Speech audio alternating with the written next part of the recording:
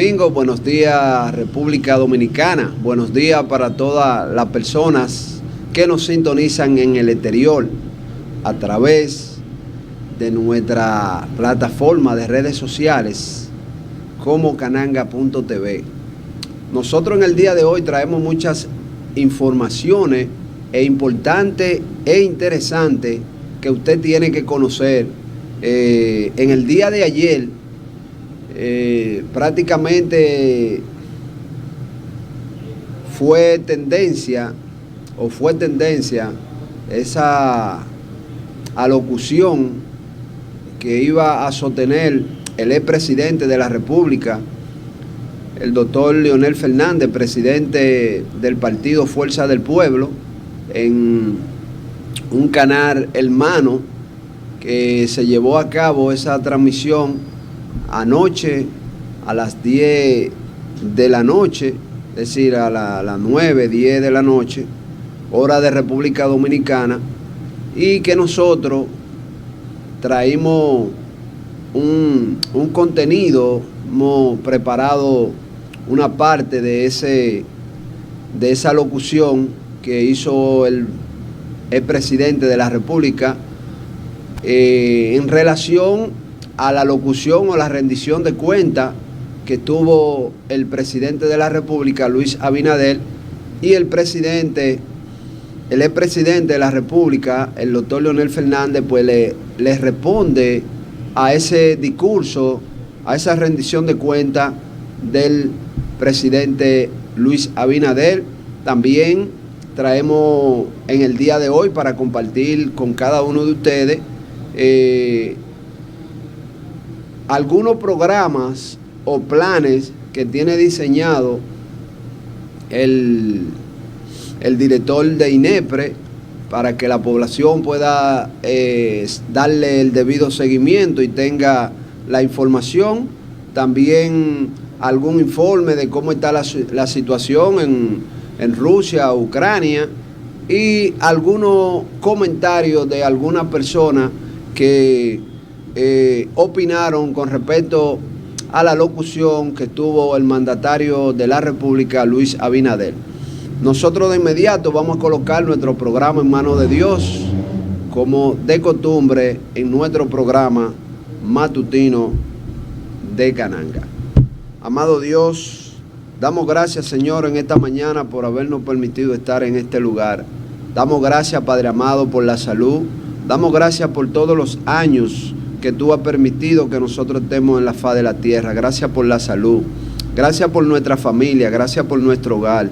Gracias, Padre, por tú sostenerlo y por tú mantener ese hogar durante tantos años. Gracias, Padre amado. Bendito eres, para ti sea la gloria y la honra, Padre. Ayúdanos, Padre, bendícenos, cuídanos, protégenos. Danos la fuerza suficiente para nosotros seguir avanzando en todo el sentido de la palabra, Padre amado.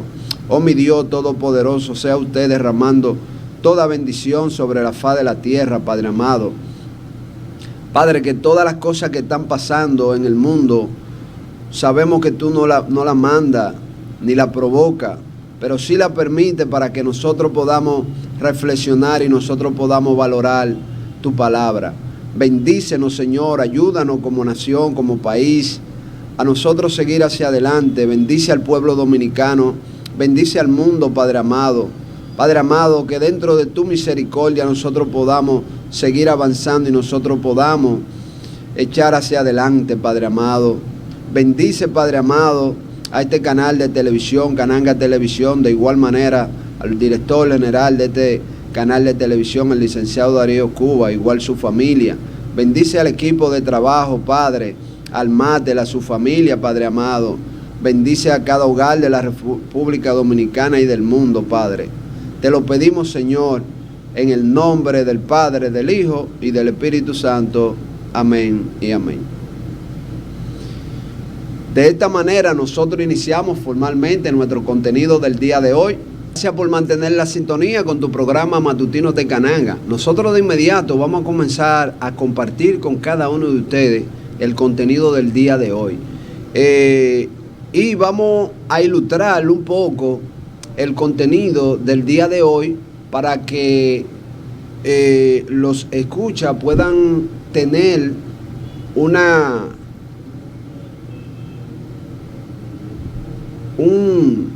punto de referencia hacia lo que nosotros queremos enfocar este contenido del día de hoy. Y vamos a compartir con ustedes esta parte de la rendición de cuentas que sostuvo el mandatario de la República, Luis Abinader. Venta de comida, subsidios focalizados que ayuden a todos los dominicanos, pero sobre todo a los que menos tienen, que son los que más necesitan. Entre las medidas que implementará el presidente está la inclusión de más personas en el programa Supérate y el aumento del bono gas. A partir de la próxima semana ofreceremos 300.000 nuevas tarjetas a personas vulnerables y seleccionadas por el Sistema Único de Beneficiarios SIUBEN. Ajustaremos de manera inmediata el subsidio bono gas, llevándolo de 228 pesos a 470 pesos a todos los beneficiados, y vamos a añadir 400.000 más. También el mandatario establecerá nuevos comedores económicos y dispuso la venta a bajo precios de los productos de la canasta básica.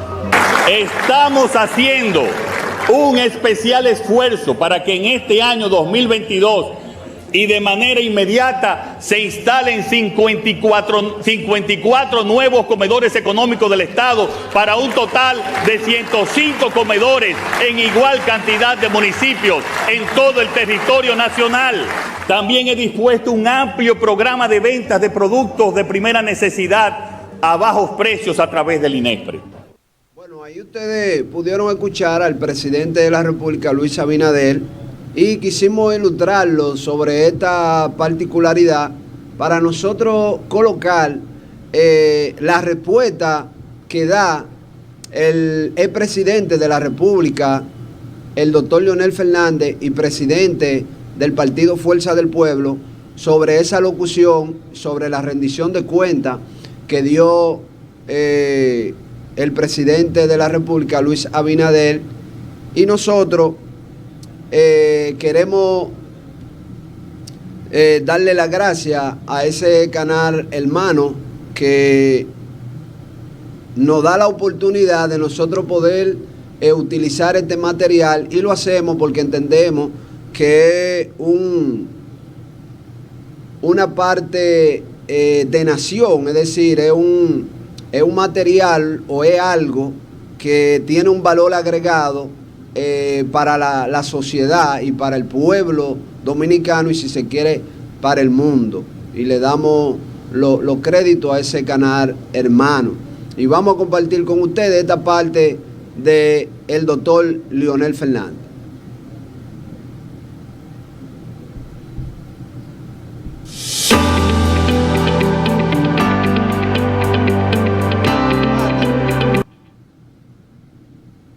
Amigos, tal y como les había anunciado esta noche conversamos con el doctor Leonel Fernández, expresidente de la República, presidente del partido Fuerza del Pueblo. Doctor, gracias por acompañarnos. Muy buenas noches. Muchas gracias por su gentil invitación. Un deber, un deber. Le puse en Twitter, no lo escucho, en medio de esta conflagración, e inmediatamente nos pusimos al habla y se ha dado esta oportunidad para comenzar por lo más reciente, el discurso de rendición de cuentas del presidente de la República, Luis Abinader, su segundo discurso a la nación. ¿Lo pudo ver o lo leyó después? ¿Cómo le fue más cómodo? Sí, lo pude ver y luego lo leí también. Ya, porque el momento y la gestualidad siempre comunica también, tiene sin duda, sus mensajes. ¿Qué le pareció, grosso modo, el discurso?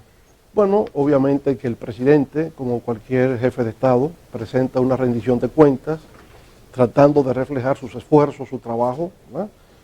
Y quiere obviamente llevar a la población también un mensaje de optimismo. Lo que considero, Roberto, es que, digamos, hay una tendencia a la hipérbole, hay una tendencia a la exageración de parte de los mensajes oficiales. Empezando con el hecho de que el presidente establece el fin de la pandemia. Bueno, pero no puede hablar del fin de la pandemia, porque la pandemia va más allá de las fronteras nacionales. La pandemia tiene carácter universal, claro, y por consiguiente no puede decir que la pandemia ha terminado. No, pudo haber dicho una epidemia, pero no la pandemia del COVID-19 que tiene ese carácter, digamos, global, planetario. Ahí empieza un tanto, digamos, esa exageración a la que hago referencia. Él incluso, escúcheme que le interrumpa, sí, en ese tema, él decía, bueno, ya somos referencia del mundo de cómo hemos tratado el tema de la pandemia acá, con el tema de la vacunación. Yo creo que hay éxitos que mostrar, sí, pero llegar a decir, incluso en algún momento se creó la duda de que si el levantamiento de las restricciones era el fin de la enfermedad en el país, y no es así. No, y de hecho la población no ha hecho caso al mensaje, puesto que usted sale a la calle y aún fuera en la calle la gente está con mascarillas, sí, y en las escuelas y en las universidades y en todas partes la gente está con mascarillas, de manera que ese mensaje no ha sido asumido como tal. Pero por otra parte se dice que somos un ejemplo para el mundo, pero el mundo no nos ha asumido. Yo no he visto ningún mensaje en ninguna parte que dice el modelo referencial en la República Dominicana. Yo pienso, insisto, ¿verdad?, que se pone de relieve los esfuerzos realizados y las conquistas logradas, pero no caigamos en lo que sería la filosofía panglosiana, ¿verdad? Te recuerda el Cándido o el optimismo de Voltaire, sí, donde aparece un personaje llamado el doctor Pangloss que tiene la siguiente filosofía. Él dice, si usted tiene ojos y efectivamente ve, y tiene oídos y efectivamente escucha, y tiene nariz y efectivamente respira, decir que las cosas están bien es un desatino, las cosas están lo mejor posible. Exacto. Bueno, entonces esa filosofía panglosiana se quiere llevar a la República Dominicana. No es que están bien, están lo mejor posible, no es que crecemos, somos los que más crecemos en el mundo, y por supuesto que no es así, porque insistimos, hablar de que el Producto Interno Bruto ha crecido 12.3 en la República Dominicana, estamos hablando en comparación con el año 2020, donde tuvimos una caída de menos 6.7%.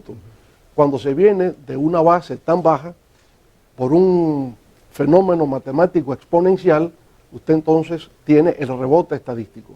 De menos 6.7 usted ha pasado a 12.3. Pero en realidad, tal como proyectó el Fondo Monetario Internacional y que hoy asume en su página web el Banco Central, en comparación con el año anterior a la pandemia, el 2019, el crecimiento orgánico, el auténtico, el genuino, el real, fue tan solo de 4.7%. Entonces, yo pienso que ahí es que está ese juego de manipulación, y digo manipulación porque no se pone en contexto, claro, el dato que se quiere ofrecer. Y si lo saco fuera de contexto, entonces estoy efectivamente manipulando. Creo, Roberto, que esto podría entenderse mejor, sí, con lo que aconteció en abril del año 2021. Ajá. En esa ocasión, el Banco Central dijo, la República Dominicana ha logrado algo extraordinario. Crecimos en abril del 2021 47%. Récord Guinness. Sí. Usted diría, con una noticia así, era para que todos los periódicos lo publicaran en primera plana 8 columnas. Y todo el mundo viniera a vivir para acá. Absolutamente. Bueno, pues ningún periódico le dio credibilidad. Los mandaron hacia adentro pequeñito. Un problema de credibilidad. Ahora, pudo haber crecido 47%. Lo que pasa es que no se decía el contexto. En abril del 2020, el decrecimiento fue de menos 29%. Entonces, de menos 29 usted llega a 47. Claro. Y eso es lo que ha debido explicarse. En qué contexto se produce la situación. Por tanto, no crecimos orgánicamente, genuinamente, 46% en abril de 2021 y no crecimos 12.3% orgánicamente, genuinamente en el año 2021. Fue 4.7%. Otro de los temas que abordó el presidente era cómo en medio de este contexto internacional, y hablaremos después del conflicto bélico entre Ucrania y Rusia, nos afectaba de alguna manera, y es real, nuestra economía e influía en los precios de la canasta básica, y él sugería una serie de soluciones que, si las mencionó puntuales, bueno, aumentar la cantidad de tarjetas en un programa llamado Supérate, el bono gas, subir un poco más la cantidad de dinero que le depositan a las personas que se benefician, aumentar la cantidad de personas beneficiadas con este subsidio, al final un subsidio, y subsidiar, mantener el subsidio al combustible, que estamos hablando de más de 13.000 millones de pesos el año que viene. No sé hasta cuándo una economía con un 4 punto y tanto % puede aguantar eso. Usted en reiteradas ocasiones ha hablado de los tres calientes o las tres calientes del día para el dominicano. ¿Le satisface esa política para enfrentar la inflación que ha presentado el gobierno? ¿O usted cree que podían haberse tomado otras medidas en este contexto? Bueno, el tema es de carácter estructural. Primero, entender por qué se produce la inflación. Y en segundo lugar, cuál es la posición de República Dominicana a nivel regional con respecto al tema inflacionario. Porque se habla de una inflación importada. Ese es un componente, pero también hay factores internos que lo hacen más o menos, ¿verdad? Empecemos por decir que la inflación en el año 2021, reconocido oficialmente por el Banco Central, fue de 8.5%. La meta inflación establecida por el banco era de 4 más o menos 1, lo que quiere decir que pudo haber sido 3, pudo haber sido 4 o pudo haber sido 5. Esa era la meta máxima, pero se disparó a 8.5%. Pero también había ocurrido en el año anterior, en el 2020. Es decir, con una meta de inflación igual, 4 más o menos 5, llegamos a 6. Por tanto, en 2 años, la inflación acumulada es de 14.5%. El Banco Central asume la meta de inflación desde el año 2012 y por vez primera en 2 años consecutivos, la inflación es mayor que la pronosticada o prevista por el Banco Central, lo que indica que se está convirtiendo en un problema real en la República Dominicana. Y en aquel momento, y escúcheme que le interrumpa, no había guerra entre Rusia y Ucrania. No. El tema viene, en realidad, como respuesta al impacto económico de la pandemia del COVID-19. Claro. La pandemia económicamente que produjo una contracción severa a nivel mundial, de menos 6.8% en América Latina y en República Dominicana menos 6.7%. ¿Cuál es la política a aplicarse cuando hay una contracción tan severa, tan aguda como esa ocurrida en el año 2020? Bueno, la reacción de los gobiernos es, Banco Central primero, una expansión monetaria. ¿Qué cosa es una expansión monetaria para que la gente lo entienda? Poner mayor cantidad de dinero en circulación. Meter dinero a la calle. Exacto. A través de la banca fundamentalmente. Con eso los gobiernos incrementan el gasto público, es decir, los gobiernos gastan más. Usted diría, ¿y cómo el gobierno podía ampliar su capacidad de gasto cuando los ingresos fiscales cayeron? Claro. La deuda. El gobierno se endeuda. En el caso de República Dominicana, 13.000 millones de dólares ingresaron por vía de deuda para poder expandir el gasto del gobierno. ¿Correcto? Pero eso lo hacen todos los gobiernos en el mundo cuando hay una situación de caída del crecimiento económico. Bueno, pero en este caso fue tanta la cantidad de dinero que se llevó al mercado que generó un sobrecalentamiento de la economía, empezando por Estados Unidos. La cantidad de recursos que fueron colocados en el mercado no tiene antecedentes en la historia. 6 trillones de dólares. Yo no sé, Roberto, si usted se ha puesto a reflexionar alguna vez lo que significa 1 trillón de dólares. Es mucho. 1 trillón. Pero para que tenga una idea, desde el día en que nació Jesucristo, hace 2022 años, 2022 años que nació Jesucristo, usted gasta 1 millón todos los días y todavía no llegamos a 1 trillón. Madre mía. Entonces, ahora son 6 trillones de dólares que se han colocado en el mercado norteamericano. Y eso obviamente es una fuente monetaria de inflación. Pero otros factores, la disrupción de las cadenas globales de valor, claro, el aumento de los fletes marítimos, todo eso ha contribuido a la situación de inflación. Ese es el carácter importado que tiene la inflación. Veamos el caso dominicano. La República Dominicana, el Banco Central, puso en circulación 215.000 millones de pesos que fueron a la calle. Y bien, era lo que tenía que hacerse. Pero que resulta que tal cantidad entonces se convierte en un factor de inflación porque el consumo se dispara, ¿verdad? Más los otros elementos que hemos dicho, pues genera el problema. Ahora, sí hay un componente importado. Pero la pregunta es, ¿y por qué la inflación en la República Dominicana prácticamente triplica la inflación en Guatemala, triplica la inflación de Costa Rica y duplica la inflación de los demás países de Centroamérica?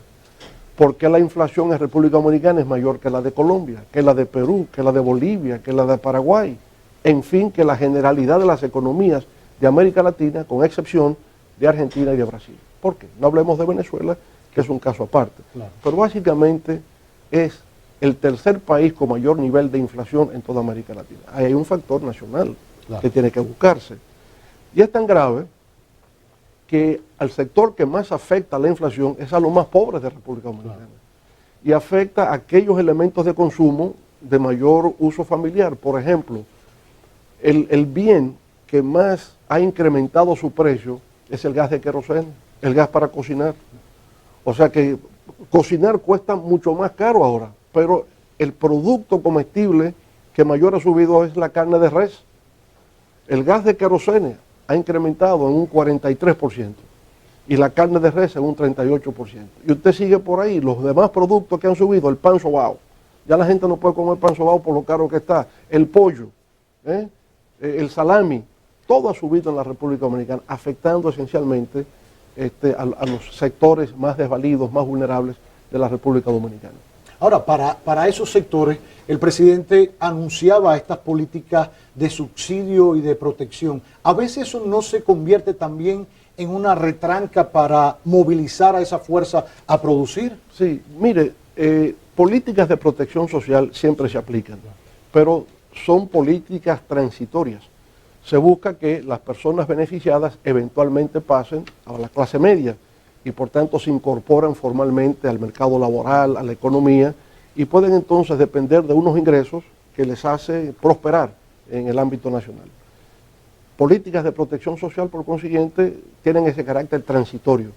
Cuando usted hace una algarabía de que estoy ampliando el número de usuarios de la tarjeta, ahora se llama Supérate, sí, lo que estoy reconociendo es que la pobreza ha aumentado.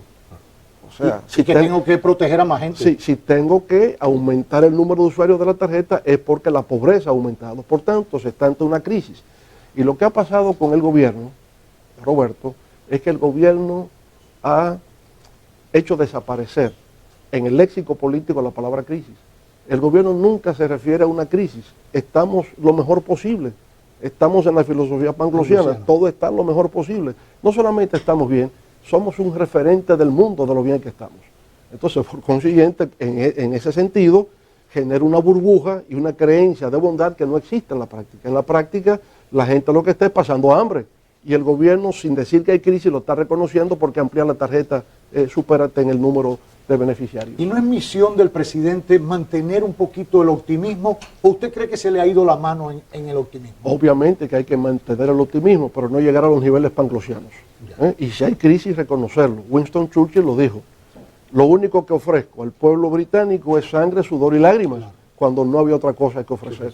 Y entonces levantó el ánimo del pueblo y todos se enfrentaron a la crisis y salieron airosos con la derrota de los nazis en la Segunda Guerra Mundial. Bueno, ahí ustedes pudieron escuchar al mandatario, al expresidente de la República, el doctor Leonel Fernández, presidente del partido Fuerza del Pueblo, donde hace un sinnúmero de apuntaciones que el presidente de la República debió hacer para el crecimiento económico de la República Dominicana. Habló de que en el 2021, 2020, realmente la República Dominicana no creció un 47%, que tampoco en el 2022 creció un 12%.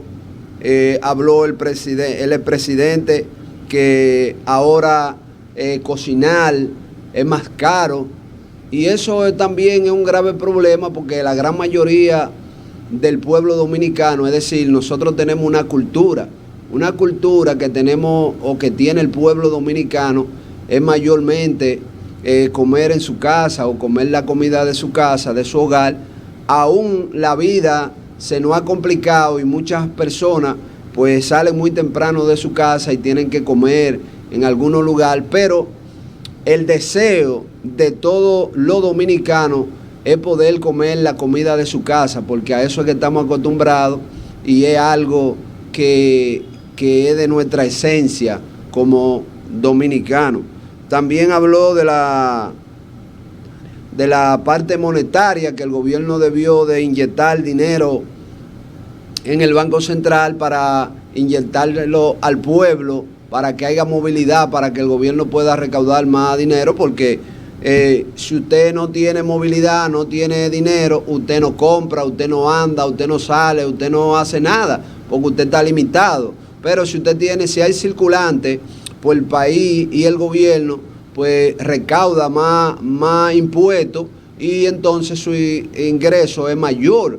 Entonces el presidente de la República entendió que el gobierno debió hacer esa parte y también pues mencionó a Winston Churchill sobre esa parte que el presidente de la República dio de su discurso de evolucionar, de alegrar, de toda esa medida que dio el presidente Luis Abinader, que el mandatario, el expresidente de la República entiende que es mejor decirle la verdad al pueblo, llevarlo por un camino seguro y no crearle una burbuja que no existe tal o actual condiciones en la República Dominicana. Bueno, no sé qué es lo que va a hacer el presidente de la República, Luis Abinader, porque hoy amanece en un periódico de circulación nacional y también en nuestro periódico digital, página abierta rd.com, que el Comité de la ONU señala a la República Dominicana por mujeres haitianas. Este es un tema que el presidente de la República Dominicana, Luis Abinader, pues tendrá que enfrentar esta parte, quizá como lo hizo en su momento el doctor Joaquín Balaguer, cuando tenía real y efectivamente alineado esta parte de la República Dominicana, porque nosotros somos un país libre, independiente de toda potencia del mundo. No sé cómo el presidente de la República va a pronunciarse al respecto, y nosotros tenemos que ir copiando cosas que le pasan a algunas naciones, por ejemplo, Ucrania con Rusia. Aún Rusia es más potente y más fuerte en cuestión de armas. Rusia, pues, es decir, Ucrania le ha respondido a una cosa terrible que usted dice, pero ¿cómo los ucranianos han podido responderle a Rusia? Y están combatiendo. Nosotros vamos a compartir con ustedes más adelante las recientes informaciones que tenemos entre Rusia y Ucrania, pero seguimos aquí en el patio, en el país, y vamos a compartir con ustedes esta parte del doctor Leonel Fernández. ¿Qué dice el doctor Leonel Fernández sobre la reforma que pretende hacer el gobierno de Luis Abinader a la Constitución y sobre la ley de dominio y otras leyes de la República Dominicana? Otro de los temas que ha planteado el presidente Abinader en su rendición de cuentas es la presentación de las reformas que él llama estructurales al Estado, con proyectos de ley, 14 o 12 temas que se han conciliado de alguna manera con otros partidos que van al Consejo Económico y Social, el CES. Hay quien ha comentado que le preocupa esa decisión porque pudiera entenderse que se está sustituyendo el órgano natural, que es el Congreso, en sus ambas cámaras, para decidir, para legislar, en mesas de trabajo o en estructuras de debate, que al final ya hemos visto que están como en un limbo, hay un letargo en eso y no se avanza. ¿Qué opinión le merece estas propuestas que se han hecho en materia de reforma? Bueno, yo le diría, al final, ciertamente, si son propuestas legislativas, terminarán en el Congreso. Presumo que lo que el gobierno busca es establecer un cierto nivel de consenso, llevando su discusión o debate ante el Consejo Económico y Social. Ahora, siempre he advertido que conforme a la Constitución de la República, el Consejo Económico y Social solo tiene competencia para el diálogo social, para el diálogo laboral. Lo dice textualmente nuestra Carta Magna. Es decir, el Consejo Económico y Social es entre empleadores, trabajadores, para discutir políticas laborales y sociales. Por tanto, hay temas que realmente no son de la competencia del Consejo Económico y Social. Por ejemplo, una propuesta de reforma constitucional, el Consejo Económico y Social no es competente para eso. Claro. porque la Constitución no establece ese alcance. Eso tendrá que hacerse en otra instancia. Por el contrario, hay una propuesta de reforma del Código de Trabajo. Esa no se discute en el Consejo, se discute en el Ministerio de Trabajo. O sea, ahí tenemos una distorsión en el manejo de las instituciones democráticas e institucionales del país, ¿no? Usted tocó el tema de la reforma a la Constitución que está en una de estas mesas del CES. Aún no quepa ahí, pero hasta ahí se ha llevado. Y Fuerza del Pueblo ha participado, como el resto de los partidos, dejando claro que su posición es la misma que va a mantener después en el Congreso, sobre todo en un tema que está vinculado a lo que se ha llamado la independencia judicial. Creo que se ha enfocado mal porque al final lo que se está buscando es una supuesta independencia del Ministerio Público, que la Constitución ya establece las normas de cómo se elige el procurador, porque es parte del Ejecutivo, y sus prerrogativas que tiene como ente para perseguir el crimen en el país, como estructura del Estado. Es una falacia cuando se habla de independencia. Es ilegítimo que un presidente coja un teléfono y llame al procurador o a la procuradora y le diga, debemos trabajar en este sentido, debemos hacer esto. ¿Eso está mal? ¿Eso no es independencia? Lo primero es que en estos momentos un proyecto de reforma constitucional es innecesaria e inoportuna.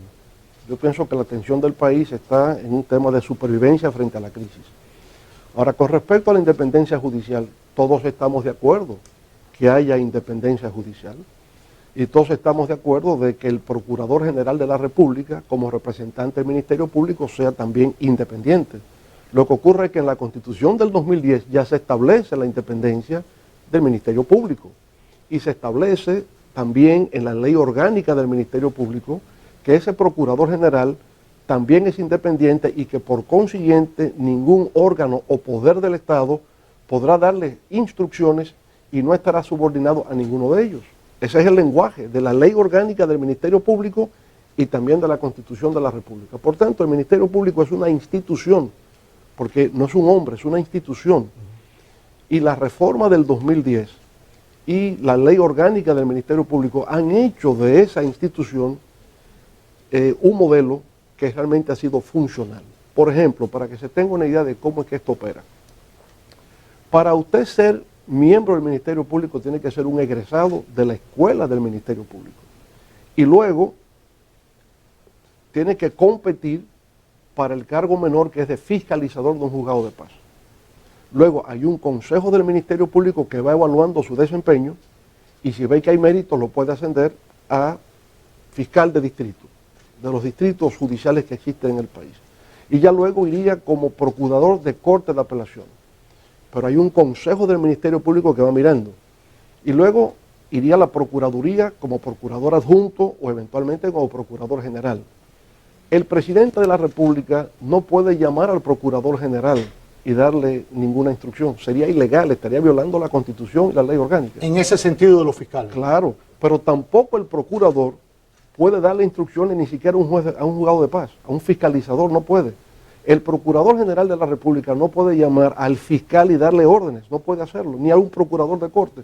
Hay una independencia de cualquier órgano o poder del Estado frente al procurador y del procurador con respecto a lo que están en la escala inferior del sistema del Ministerio Público. Es totalmente independiente con respecto a un órgano exterior o con respecto a su funcionamiento interno. Hay que leer la Constitución para darse cuenta de que ya eso existe. Ya eso no se está discutiendo aquí. Lo que se dice es quién designa al Procurador General y si el Procurador General debe ser miembro del Consejo Nacional de la Magistratura. Ese es el debate. Entonces yo digo lo siguiente. Hay distintos modelos. En el mundo no hay un modelo único.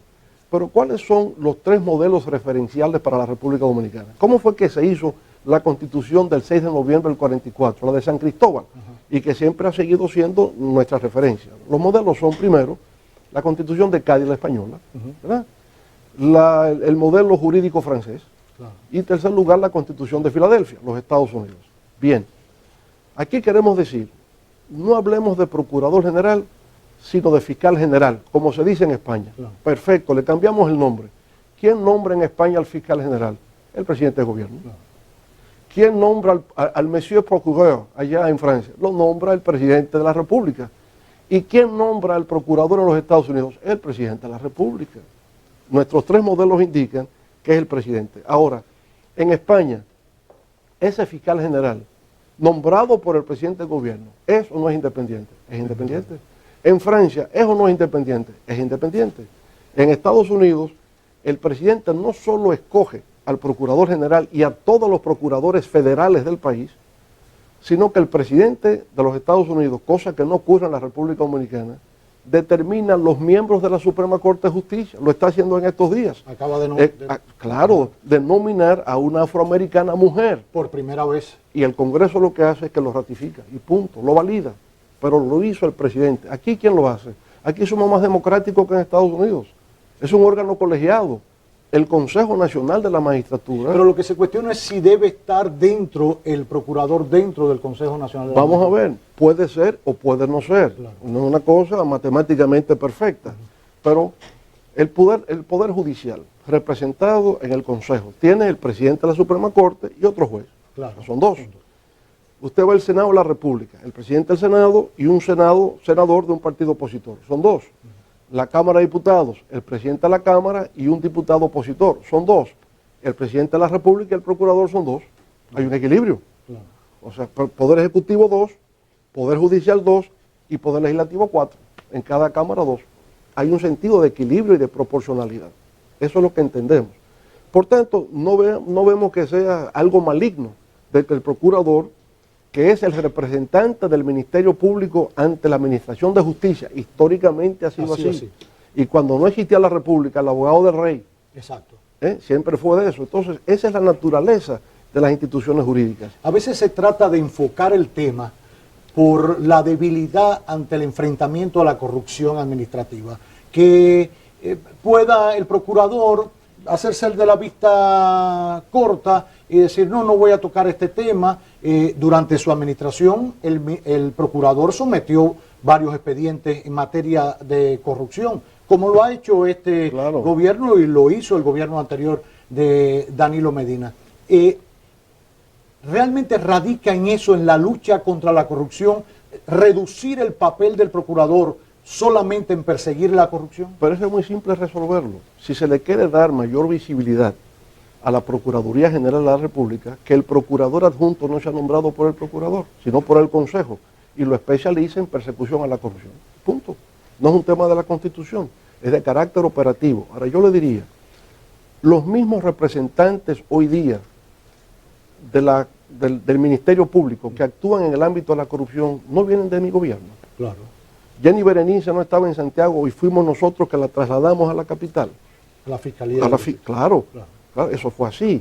Y por consiguiente todos han estado ahí siempre. Y desde el año 2011, cuando se promulga la ley orgánica del Ministerio Público, tienen ellos la capacidad jurídica para actuar con independencia. Y lo están haciendo hoy día con independencia, no por voluntad específica de nadie, sino porque la Constitución y la ley así lo establecen. Otro punto, por último, en materia del discurso del presidente de la República y su rendición de cuentas, fue con la vehemencia que trató el tema de la ley de extinción de dominio. Una ley que lleva muchos años en el Congreso, porque ahora es que suena, pero lleva mucho tiempo transcurriendo entre ambas cámaras. Y él daba su apoyo. Previamente el presidente del Senado, que presidía esta reunión conjunta de ambas cámaras para la rendición de cuentas, también se comprometía a aprobar esta ley de extinción de dominio, que tiene un debate grande, sobre todo en el tema de entre los abogados, que tratan de verlo desde ese prisma sin que esté permeado de la política. Sí. He visto un senador que ha salido a recoger firmas sobre pretexto para apoyar, bueno, si yo voté por usted, ya usted tiene mi voto y mi respaldo, no necesita que yo firme nada, porque yo le di ese mandato, el soberano. ¿Usted qué opina sobre eso? Hay quien dice que el presidente se extralimitó porque se involucró en otro poder del Estado, que es el legislativo, que de hecho él mismo, cuando ha tratado el tema del Código Penal y se le ha preguntado su posición, él dice, bueno, eso es un problema de los legisladores, yo no me meto en eso. Sí. ¿Por qué entonces involucrarse en la ley de extinción de dominio? Sí, yo diría, si hay un esfuerzo por transparencia, rendición de cuentas, lucha anticorrupción, combatir la impunidad, bueno, pues debe promoverse todas las iniciativas que se consideren de lugar pertinente para lograr esos objetivos de lucha contra la corrupción. Por tanto, yo diría que está muy bien que el Congreso se ha apoderado de un proyecto de ley de extinción de dominio, que se discuta ampliamente y que se tome la decisión que contribuya a ese combate contra la corrupción y contra la impunidad. Ahora hay que ver, porque hay varias versiones de proyectos de leyes relativos a la extinción de dominio. Entonces hay que ver las distintas modalidades. Algunos abogados se sienten preocupados ante el hecho de que consideran que algunos de los elementos contenidos en ese proyecto de ley pueden resultar inconstitucionales. Bueno, entonces hay que verlo, hay que estudiarlo en detalle, pero de antemano no nos oponemos. Al revés, siempre aplaudiremos cualquier medida que se tome que vaya en beneficio de la transparencia y de la lucha contra la impunidad. Bueno, ahí ustedes pudieron escuchar al presidente de la República, el doctor Leonel Fernández, y presidente del partido Fuerza del Pueblo. Se nos quedan muchas informaciones. El expresidente de la República habló que ya esa parte de la dependencia del Ministerio Público de la Justicia ya lo establece la Constitución del 2010 en su ley orgánica, que ya lo que es una parte ya de la parte operativa y que no hay que irse a la parte de la Constitución de la República Dominicana. También él dijo que hay tres modelos para hacer esa evaluación, ya que la República Dominicana, pues ustedes saben que mediante su esclavitud, tanto de España, Francia y Haití, pues la Constitución de la República Dominicana, que fue elaborada en el 1844 en San Cristóbal, pues fue un modelo, o que se cogió varios modelos o varios párrafos, o se adecuó tanto a la Constitución de España, Francia y también de Haití, porque nosotros no teníamos Constitución. Entonces, en ese sentido, nosotros quisimos compartir con cada uno de ustedes toda esta parte para que tengan las informaciones adecuadas, y ya le queda al partido de gobierno pues responderle al expresidente, el doctor Leonel Fernández, y al presidente de ese partido, Fuerza del Pueblo. Nosotros hemos llegado al final de nuestra primera hora y lo vamos a dejar con esta parte de Ucrania, y para ver cómo anda la situación, y nosotros volvemos en la segunda hora con Miguel Colás y Darío Cuba.